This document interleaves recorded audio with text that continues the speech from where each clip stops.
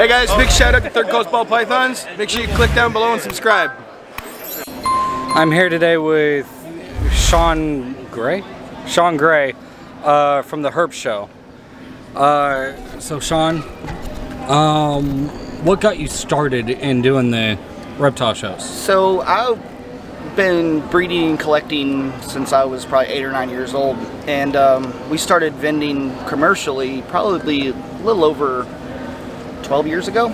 Started breeding leopard geckos, and we were doing shows, and I had a really good mentor. Kelly Hammock was my mentor, and Brian Jett, and started vending shows a little bit here and there, and we were doing probably 20-30 shows a year on the road, traveling and working full-time jobs. And it got to the point where we were sitting behind the table, and it was just, everyone was just, it was a dull experience. You show, and we decided to give it a try and start off, and the first show was a really big success. Conroe was our first show. I think at that time we had like 90 tables, and maybe 2,000 to 2,500 people came through the door, and it was a breath of fresh air for people, I thought. So, and then we've just expanded on that. So we wanted to do something where we promoted the show from a vendor's perspective, but also that engaged the customers and they could feel the family sense that you're in a show. It's grown from there. Okay. For new vendors, is there anything you recommend? Listen to the old guys. Listen to the old timers. I started off with deli cups with no table cover, little wooden tier system that I built in my garage, and then I was, doing acrylics and lights and banners and the whole 9 yards.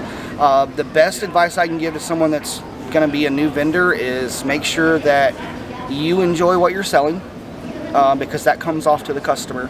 If you have the knowledge and you have the passion, they sense that and they'll want to buy from you.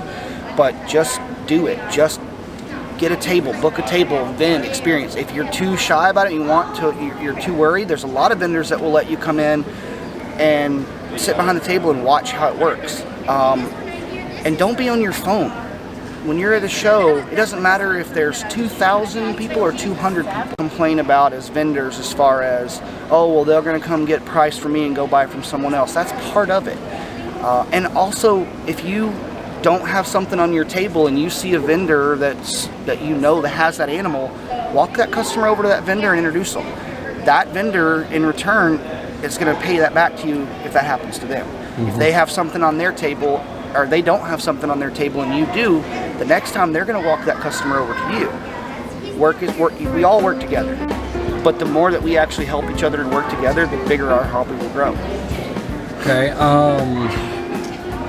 Are there any future shows that you would say people should show up to more than others, or are you doing any new shows? No, I mean, this is our first show in Beaumont, so this is like with what happened to the Lake Charles Civic Center, we had to make a decision whether or not to keep doing a show in this area or wait until they repair, but it doesn't look like any repairs are going to be done anytime. So the thing that sets us apart from most show promoters is that I work with all the vendors to help promote their businesses. The vendors don't work for me. I work for the vendors, right? So any show that we're doing, you can bet your ass that I'm going to put everything into that show. It doesn't matter how many shows we do. And we're looking at cutting down some shows to try to get to where it's more feasible. But we're trying to build on those shows, and everything we make, we still haven't paid ourselves for these shows. We're putting everything back into the business. So I'm doing $4,000 to $5,000 on ads for every show on Facebook. That doesn't include all of our expenses, so the work's getting done. When we're at home, when we're not on the road, we're working. When we're on the road, we're working. And there was a buying crowd. There were people here buying, spending money, and we saw a lot of people that will travel from different areas to come to these shows.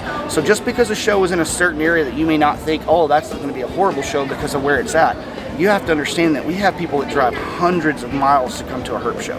They drive from all over, and not just 10 or 15 people, hundreds of people will drive to come to our shows because we're quality, we're family oriented, we take care of our customers, and we take care of our vendors. Is there anything else you can think of that you want to say to people?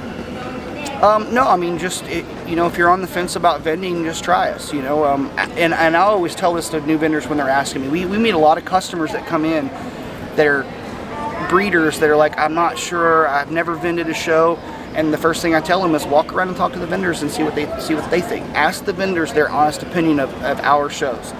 And I'm not in competition with any other shows. We're all in this together. That was Shawn Gray with the HERPS Show. Come out, check us out, come vend.